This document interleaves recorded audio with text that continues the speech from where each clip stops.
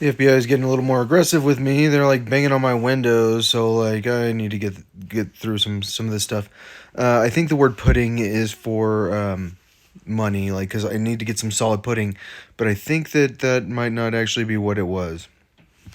So I'm looking through Poor Richard's Almanac, which is like the one at the Library of Congress, the real like the original text, and that's why it's hard to read sometimes.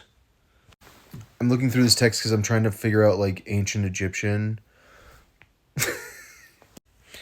I think that sloth might be the word for laziness. I'm not sure, like, but I do know sloth's kind of an old word and it's a word for an animal. So he uses the word diligence, and I thought the word industry was diligence because I think he thinks that being industrious is diligent. Sloth makes all things difficult, but industry all easy, as poor Richard says, and he that riseth late must trot all day and shall scarce overtake his business at night. Yeah, it's hard to read sometimes. So I don't know what it means when it says there are no gains without fains, like right above my head, and that's like the only reason I am mentioning it. Oh, without safs. No, it's definitely fains because that's enough. It gets hard to read it because I think the printing press was annoying. Yeah, I feel like I don't want to show you this because it's just like I wanted to say that sewing is spelled hewing, and like I think that it's important to know that, but I don't know. So he is like always he's like a religious leader, like with the Poor Richard's Almanac. He's for the poor people, and like that's what he loves, spreading philosophy to poor people. He says that if you would know the value of money, go and try to borrow some, for he that goes a borrowing goes a sorrowing. Like he came up with so many sayings like that. His poetry gets really good. He sounds like me. Poor Dick father advises and says, "Fond pride of dress is sure a very curse. Ever fancy you consult your purse." So like he's like always warning him like be really careful about buying clothes. Like it's gonna ruin you if you spend too much money on clothes. I think I might have read this wrong. What is a butterfly at best?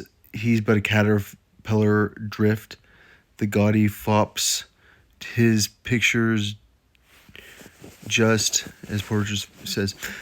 I don't know. Like I thought that like wings might be called fops, and that's the only reason that I'm showing you this. But I'll also mention to sup is to eat. Like he talks about supping, like to eat supper.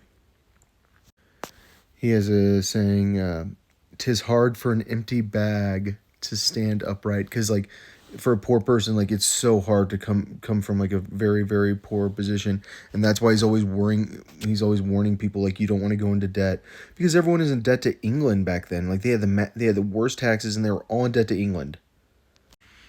Ambition jostles with her friends no more, nor thirsts revenge to drink a brother's gore. Fiery remorse, no stinging scorpion rears. Over trembling guilt, no falling sword appears. Hence conscience, void of blame, her front erects. Her God she fears, all other fear rejects. Hence just ambition, boundless splendor's crown, and hence the calls eternity and hence she calls eternity her own. Like he believes in ambition. Here he says, the borrower is a slave to the lender, and the debtor to the creditor. Disdain the chain, preserve your freedom, and maintain your independency. Be industrious and free. Be frugal and free. At present, perhaps you may think yourself in thriving circumstances, and that you can bear a little extravagance without injury, but but it will mess you up. For age and want, save while you may. No morning sun lasts a whole day. That's what poor Richard says. So I wanted to show you guys like his chronology, like since the birth of Jesus Christ, because this is 1758, and like he doesn't list like anything we would ever list probably. I think what he's saying is Muhammad the imposter because 1134 years. But that would be like before the time of Muhammad, I think. Yeah, he actually is talking about Muhammad. All right, that was weird. So I tried to figure out what the Scotland Ditto is. I don't know what it is. Yeah, clearly he's getting like a bad history. Like he doesn't even understand what happened. I feel like I give Ben Franklin credit for everything because I thought he invented the post office. That would have been 64 years before him. So clearly he didn't invent the post office, just everything else. I just want to make some final points. Your wits are your intelligence. Like you have to. It's not like your humor. It's your intelligence. A man can die as a person who is not worth a groat. At last, whatever that means. Your outgoes are your expenses. Um, Argers, it's love.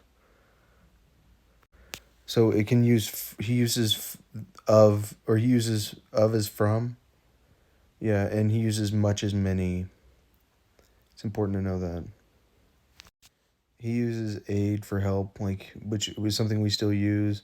He says to ape the rich. Some of the things I don't know what it means. Um, superfluities or unnecessary things. Terms of this vendu. A vendu is a loan. I think, or a loan contract probably. Knave, led.